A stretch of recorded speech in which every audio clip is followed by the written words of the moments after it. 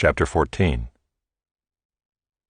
The Lord spoke to Moses, saying, This shall be the law of the leprous person for the day of his cleansing. He shall be brought to the priest, and the priest shall go out of the camp, and the priest shall look. Then if the case of leprous disease is healed in the leprous person, the priest shall command them to take for him who is to be cleansed 2 live clean birds, and cedar wood, and scarlet yarn, and hyssop. And the priest shall command them to kill one of the birds in an earthenware vessel over fresh water. He shall take the live bird with the cedar wood and the scarlet yarn and the hyssop, and dip them and the live bird in the blood of the bird that was killed over the fresh water. And he shall sprinkle it 7 times on him who is to be cleansed of the leprous disease. Then he shall pronounce him clean, and shall let the living bird go into the open field. And he who is to be cleansed shall wash his clothes, and shave off all his hair, and bathe himself in water, and he shall be clean. And after that he may come into the camp, but live outside his tent 7 days. And on the 7th day he shall shave off all his hair from his head, his beard, and his eyebrows. He shall shave off all his hair, and then he shall wash his clothes and bathe his body in water, and he shall be clean. And on the 8th day he shall take 2 male lambs without blemish, and 1 ewe lamb a year old without blemish, and a grain offering of 3/10 of an ephah of fine flour mixed with oil, and 1 log of oil. And the priest who cleanses him shall set the man who is to be cleansed and these things before the Lord at the entrance of the tent of meeting.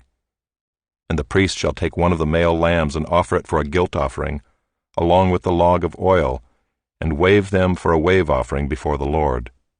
And he shall kill the lamb in the place where they kill the sin offering and the burnt offering, in the place of the sanctuary. For the guilt offering, like the sin offering, belongs to the priest. It is most holy. The priest shall take some of the blood of the guilt offering, and the priest shall put it on the lobe of the right ear of him who is to be cleansed, and on the thumb of his right hand, and on the big toe of his right foot. Then the priest shall take some of the log of oil and pour it into the palm of his own left hand, and dip his right finger in the oil that is in his left hand, and sprinkle some oil with his finger 7 times before the Lord. And some of the oil that remains in his hand the priest shall put on the lobe of the right ear of him who is to be cleansed, and on the thumb of his right hand, and on the big toe of his right foot, on top of the blood of the guilt offering. And the rest of the oil that is in the priest's hand he shall put on the head of him who is to be cleansed. Then the priest shall make atonement for him before the Lord. The priest shall offer the sin offering to make atonement for him who is to be cleansed from his uncleanness.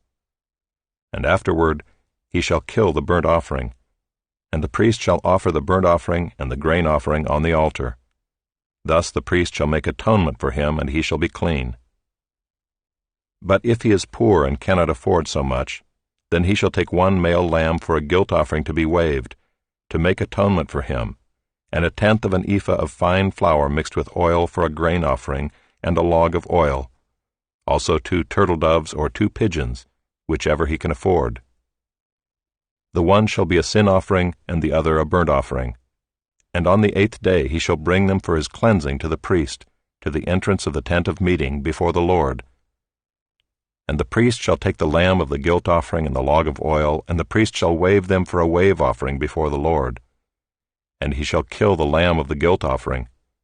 And the priest shall take some of the blood of the guilt offering and put it on the lobe of the right ear of him who is to be cleansed, and on the thumb of his right hand, and on the big toe of his right foot. And the priest shall pour some of the oil into the palm of his own left hand, and shall sprinkle with his right finger some of the oil that is in his left hand 7 times before the Lord. And the priest shall put some of the oil that is in his hand on the lobe of the right ear of him who is to be cleansed, and on the thumb of his right hand, and on the big toe of his right foot, in the place where the blood of the guilt offering was put. And the rest of the oil that is in the priest's hand he shall put on the head of him who is to be cleansed, to make atonement for him before the Lord. And he shall offer of the turtle doves or pigeons, whichever he can afford, 1 for a sin offering, and the other for a burnt offering, along with a grain offering. And the priest shall make atonement before the Lord for him who is being cleansed. This is the law for him in whom is a case of leprous disease, who cannot afford the offerings for his cleansing. The Lord spoke to Moses and Aaron, saying, When you come into the land of Canaan, which I give you for a possession, and I put a case of leprous disease in a house in the land of your possession, then he who owns the house shall come and tell the priest, there seems to be some case of disease in my house. Then the priest shall command that they empty the house before the priest goes to examine the disease, lest all that is in the house be declared unclean. And afterward the priest shall go in to see the house, and he shall examine the disease.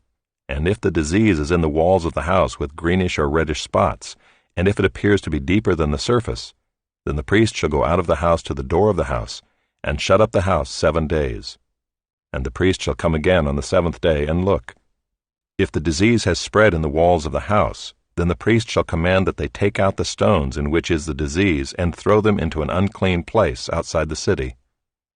And he shall have the inside of the house scraped all around, and the plaster that they scrape off they shall pour out in an unclean place outside the city. Then they shall take other stones and put them in the place of those stones, and he shall take other plaster and plaster the house. If the disease breaks out again in the house after he has taken out the stones and scraped the house and plastered it, then the priest shall go and look, and if the disease has spread in the house, it is a persistent leprous disease in the house, it is unclean. And he shall break down the house, its stones and timber and all the plaster of the house, and he shall carry them out of the city to an unclean place. Moreover, whoever enters the house while it is shut up shall be unclean until the evening, and whoever sleeps in the house shall wash his clothes, and whoever eats in the house shall wash his clothes. But if the priest comes and looks, and if the disease has not spread in the house after the house was plastered, then the priest shall pronounce the house clean, for the disease is healed. And for the cleansing of the house he shall take 2 small birds, with cedar wood and scarlet yarn and hyssop, and shall kill one of the birds in an earthenware vessel over fresh water, and shall take the cedar wood and the hyssop and the scarlet yarn, along with the live bird, and dip them in the blood of the bird that was killed, and in the fresh water, and sprinkle the house 7 times. Thus he shall cleanse the house with the blood of the bird, and with the fresh water, and with the live bird, and with the cedar wood, and hyssop, and scarlet yarn. And he shall let the live bird go out of the city into the open country. So he shall make atonement for the house, and it shall be clean. This is the law for any case of leprous disease, for an itch, for leprous disease in a garment or in a house, and for a swelling or an eruption or a spot, to show when it is unclean and when it is clean. This is the law for leprous disease.